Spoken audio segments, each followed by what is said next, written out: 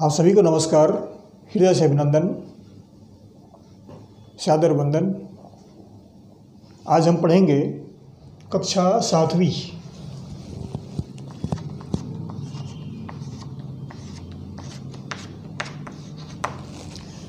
कक्षा 7वीं में आज हम पढ़ेंगे रैखिक युग्म के बारे में। कोण कौन कौन से होते हैं?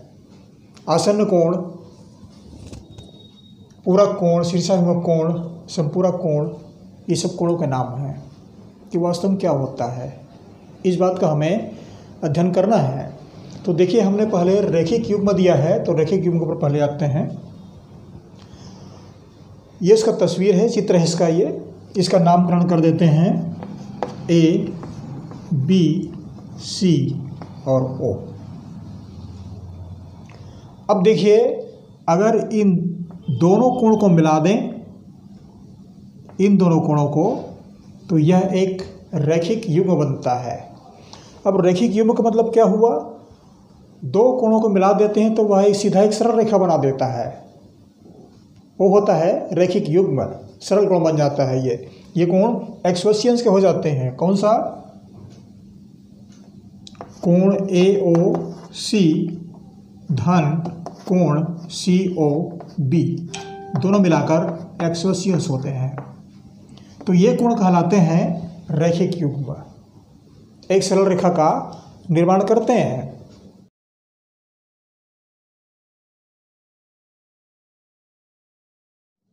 अब हम आगे बढ़ते हैं। आसन्न कोण। आसन्न कोण क्या होता है? इसमें दो कोण होते हैं। एक ऐसी भुजा जो कि दोनों तरफ कोण बनाते हैं अपने दोनों हिस्से पर। उदाहरण के लिए OA, B और C। हम इस रेखा को देखें, कोण AO, सरल रेखा OA, OB, OC, ये तीनों एक बिंदु O पर आके मिलते हैं। ये रेखा उभयनिष्ठ है OB। तो इधर एक कोण बन रहा है और इधर एक कोण बन रहा है। तो ये दोनों कोण आसन्न कोण कहलाते हैं। आपस में मिलकर एक नए कोण का निर्माण कर रहे हैं, तो ये आसन्न कोण है। अगर इस तरह के चित्र बनते हैं जिसमें एक भुजा उभयनिष्ठ निकल रहा है और दोनों तरफ कोण बन रहे हैं, तो वे आसन्न कोण को निर्मित करते हैं।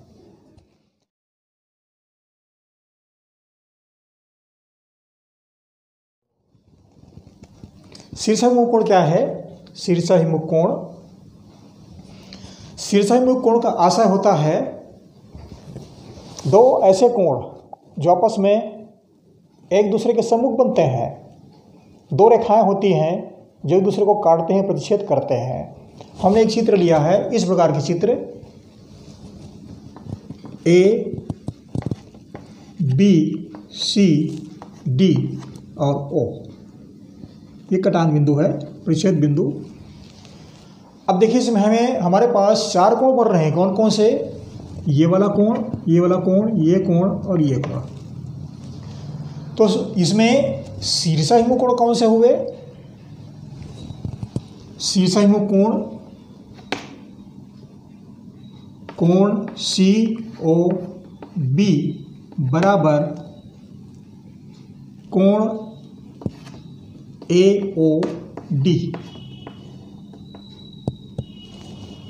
COB मतलब ये वाला कोण और AOD ये वाला कोण। ये दोनों शीर्षाभिमुख कोण कहे जाते हैं।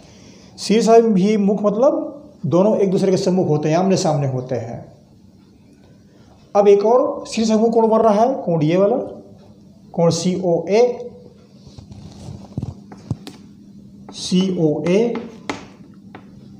और दूसरा बन रहा है BOD।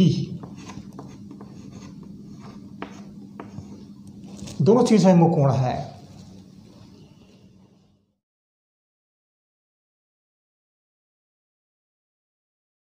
ये शब्द से स्पष्ट है कि शीर्षाभिमुख कोण में दो सम्मुख कोण होते हैं जो आपस में समान भी होते हैं, बराबर होते हैं।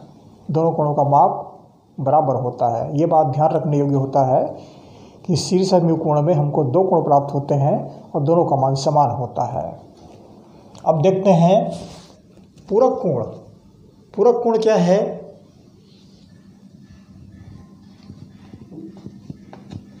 पूरक कोण का आशय 90 अंश से है। अगर दो कोण मिलकर के 90 अंश बना रहे हैं तो ये एक दूसरे के पूरक कोण हैं। कैसे?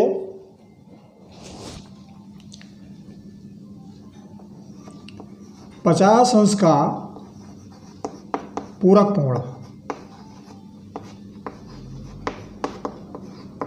ये होता है 40 अंश। 90 से 40 घटा देंगे, 90 से 50 घटा देंगे तो ये होता है 40 अंश। 30 अंश का पूरक कोण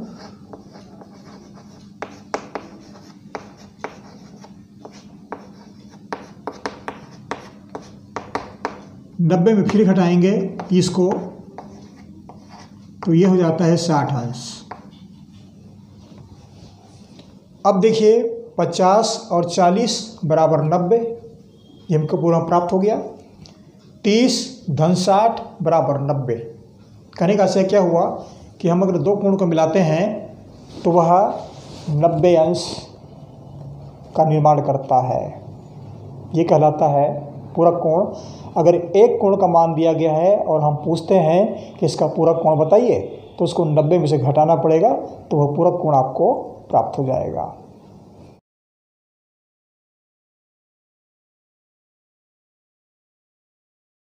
अब देखते हैं संपूरक कोण। संपूरक कोण क्या है?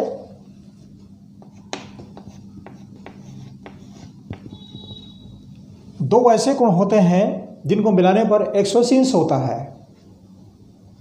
दोनों को मिला दें तो वह 180 अंश हो जाता है और दोनों कोण एक दूसरे के संपूरक होते हैं। और संपूरक मतलब एक दूसरे की पूर्ति करते हैं।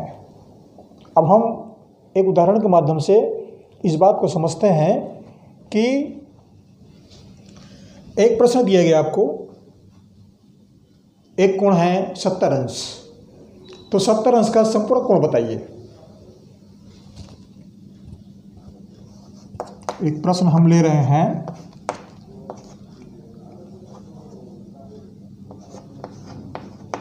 सत्तर अंश का संपूरक कोण बताइए।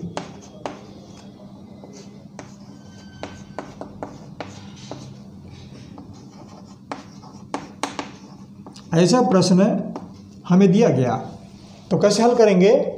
इसको हम 180 से घटा देंगे।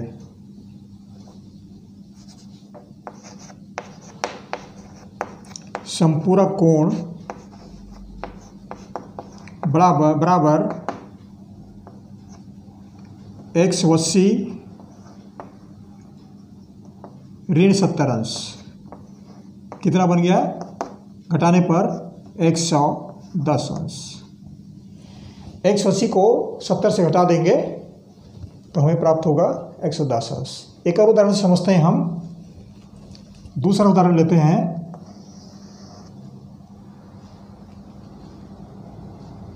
120 अंश का संपूरक कोण बताइए।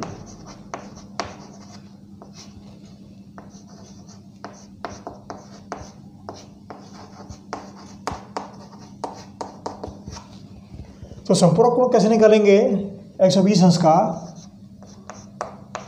संपूरक कोण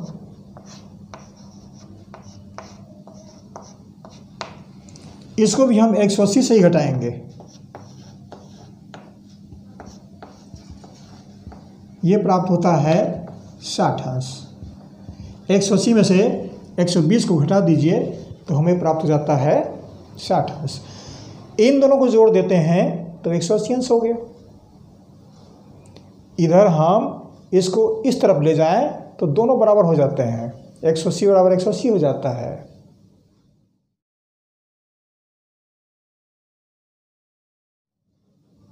इस तरह से हम देखते हैं कि संपूरक कोण को याद रखना चाहिए कि यह 180 अंश के लिए लागू होता है, दो कोण मिला करके, और पूरक कोण को याद रखना चाहिए ये 90 अंश के लिए होता है।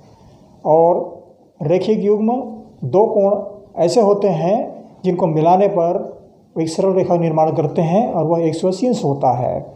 शीर्षाभिमुख कोण ये कोण ऐसे होते हैं जो आमने सामने होते हैं, सम्मुख होते हैं एक दूसरे के, और दोनों कोण का माप जो है वो बराबर होता है। और आसन्न कोण क्या होता है कि इसमें एक ऐसी भुजा होती है जो दोनों तरफ एक कोण का निर्माण करते हैं और दोनों कोण एक दूसरे के आसन्न कोण होते हैं वो।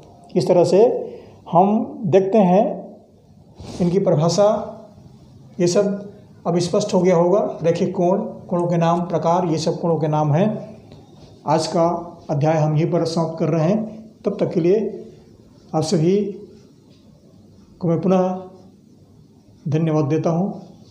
नमस्कार।